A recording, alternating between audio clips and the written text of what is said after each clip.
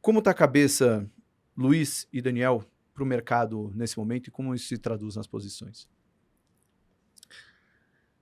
Tentando, assim, analisar o Brasil numa perspectiva de longo prazo, né? O Brasil, ele cresce o welfare state dele permanentemente, né? A gente tem uma tendência, digamos assim, tirando raros governos, né? E nesse sentido, Temer e o começo do Bolsonaro foram uma exceção. No fim, o Bolsonaro acabou estragando um tanto quanto isso, né? A gente está sempre olhando uma figura que a cada X anos, né, a gente sobe o tamanho do welfare state, né? Então, por exemplo, no Brasil, pouca gente sabe desse número, né? O Brasil dá cheques todo mês a 105 milhões de pessoas. Então, isso dá mais de um cheque por família. Claro que tem de tudo, né? Tem a maior parte disso é aposentadoria, né? Mas o Bolsa Família já virou grande, e aí estados, municípios, funcionários públicos, aposentados. Você soma tudo isso, né? A gente chega aí nesse gasto, né, nas 3 esferas de governo que beira 35 do PIB, né? Então, a gente é o caso que eu diria maior, tirando exceção da Europa, né, vamos dizer, mas por um PIB per capita do tamanho do Brasil, a gente é a maior welfare state do mundo de longe, né? Você tem o welfare state maior, mas em PIB per capita de 40, 50 mil, o antigo leste europeu, né? Então, assim, isso é uma tendência, né, que ela vai sempre numa média móvel crescente, né? Quer dizer, aí você tem uma espécie de junção do executivo, do legislativo e do judiciário, cada um em diferentes épocas, aumentando isso aos poucos, né? Quer dizer, a gente vai... O PIB cresce, a arrecadação cresce, mas isso cresce. Então, essa é a nossa mentalidade, né? Vira e mexe agora é piso nacional de categorias, né? O governo está sempre, algum congressista ou alguém do governo inventando, alguém do judiciário, mais uma despesa, né? E para encaixar. Então, isso, do ponto de vista do longo prazo, é perigoso, né? A gente teve uns anos aqui bons quando o teto de gastos foi feito, né? Ele durou um certo tempo e trouxe benefícios imensos para o Brasil, como, por exemplo, uma taxa real de juros de equilíbrio mais baixo, né? Certamente, quer dizer, se essa é uma evidência claríssima, né? Quer dizer, inflação baixa, etc., a economia privada, né, diminuiu o banco público, aumentou o banco privado, aumentou o mercado de capitais. A gente não perdeu tudo, né? O mercado de capitais está grande hoje, né? Mesmo na atual situação, né, que o governo voltou a turbinar, né, os entes públicos, né? Mas assim, quando você olha a fotografia do Brasil, o filme do Brasil, ele tá bom, né? A gente está aí com uma dívida bruta, né, de seus 78% do PIB, milagrosamente, por vários motivos, igual ao que estava em 2019, né? Passamos a Covid, subiu muitas despesas. Assim, a foto não é tão ruim no momento, mas a gente tem vamos dizer, o juro real mais alto do mundo, uma dívida alta, né?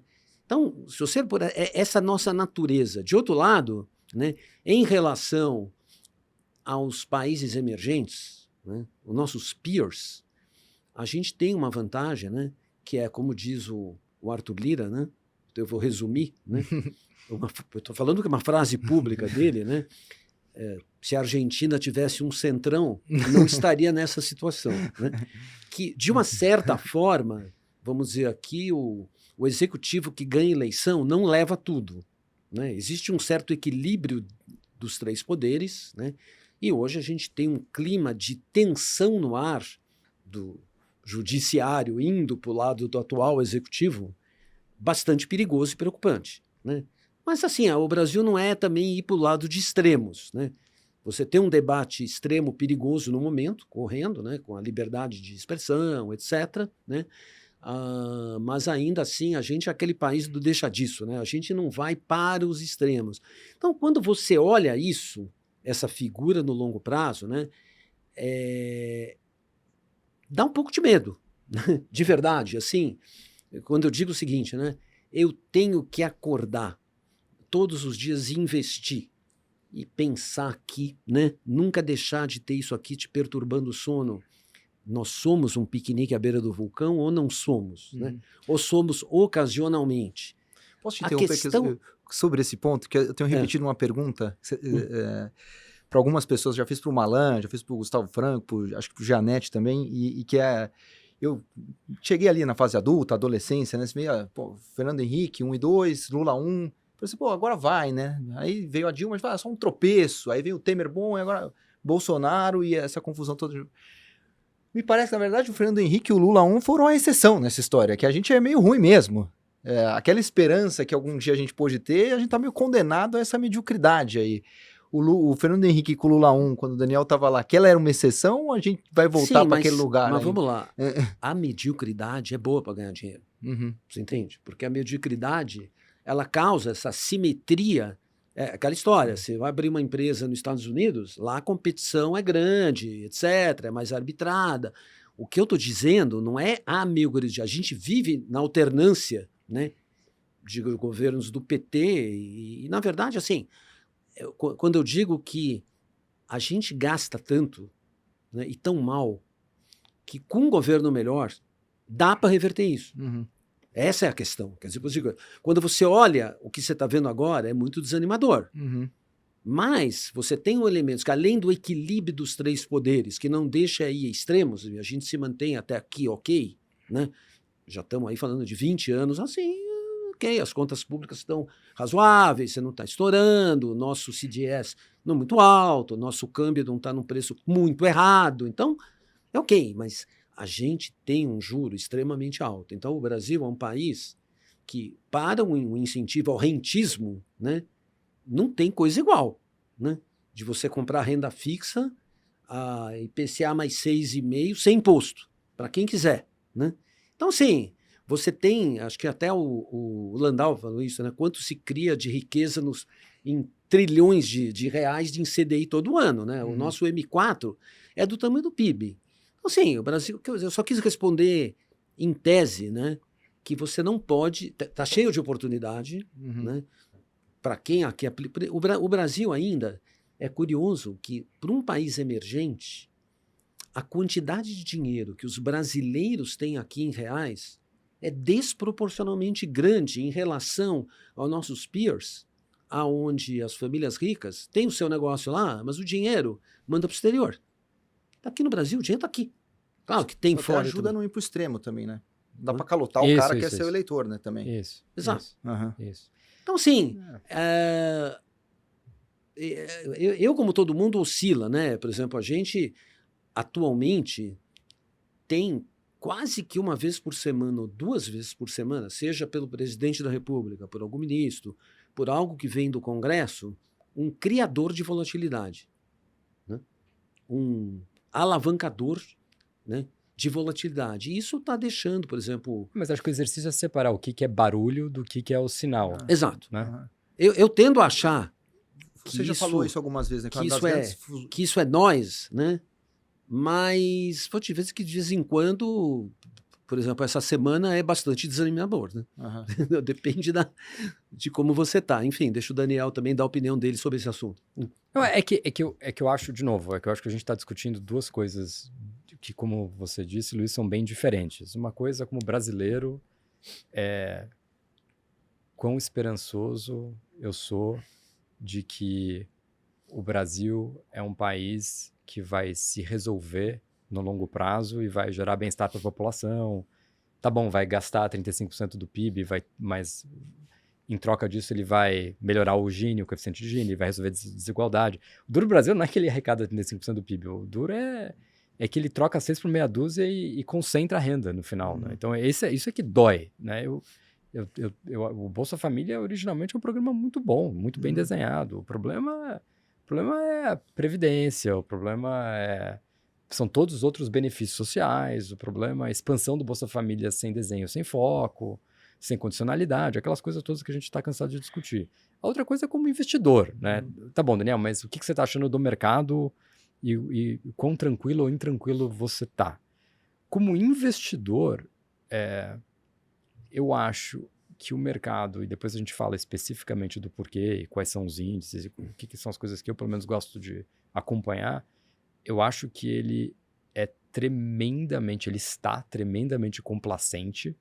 Assim, tremendamente complacente. Isso tem implicações do ponto de vista de como é que você constrói portfólio, como é que você organiza o seu programa de investimento, em ativos líquidos, em estratégias que são as usuais.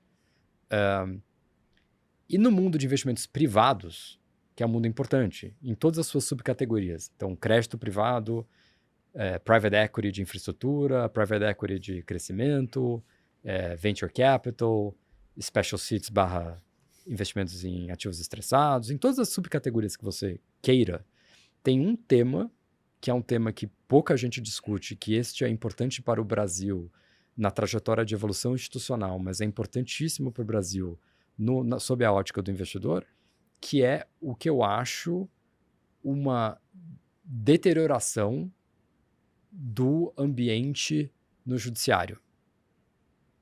É um assunto super sensível, é super polêmico, você começa a falar disso, ele é capturado imediatamente por uma agenda política, de polarização, mas o que eu estou discutindo, o que eu estou pensando, não tem nada a ver com o debate do Alexandre de Moraes, com Elon Musk, do Twitter, não tem nada a ver com essa agenda. O que me preocupa, e eu não tenho nenhum problema em falar disso publicamente, o que me preocupa é essa nova lógica, que é uma lógica nova e estranha para mim, onde todo grande caso privado que vai para tribunais superiores precisa ter 12 escritórios de advocacia, 45 parceristas, tem a torcida do Flamengo e a do Corinthians e a do Palmeiras e a do Santos tem opinião e lidam com a prestação jurisdicional como algo que é muito mais incerto e muito menos técnico do que eu vi no passado. Uhum.